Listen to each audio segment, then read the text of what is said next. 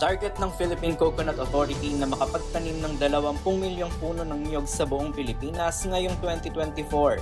Alinsunod ito sa programa ni Pangulong Bongbong Marcos Jr. katuwang ang Department of Agriculture na makapagtanim ng 100 milyong puno ng niyog sa bansa hanggang sa taong 2028. Sa panayam ng DZRH kay PCA Administrator Bernie Cruz, nasa 30 milyong puno ang dapat mapalitan kada taon para mapanatiling buhay ang coconut industry sa bansa. Kailangan nating patan taon-taon, para lang po manatili yung ating puno ng nyug na mamumunga. Productive na. 30 million taon-taon. Ganun? So for so many years, talagang hindi natin ito na gagawang mapalitan.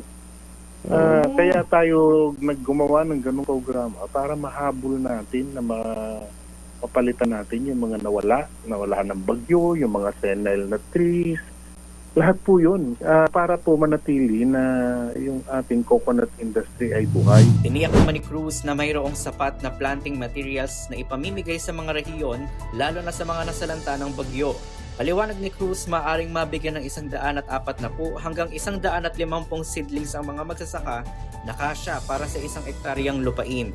Umaasa ang ahensya na magkakaroon ng karagdagang pondo para sa proyekto, oras na maaprubahan ni Pangulong Marcos ang isinumating comprehensive program sa pagpapalakas ng industriya ng niyog sa Pilipinas. Para sa kauna-unahan sa Pilipinas, DZRH, ito si Kyle Bulias. Tuloy-tuloy sa pagbabalita, tuloy-tuloy sa serbisyo. Sama-sama tayo, Pilipino.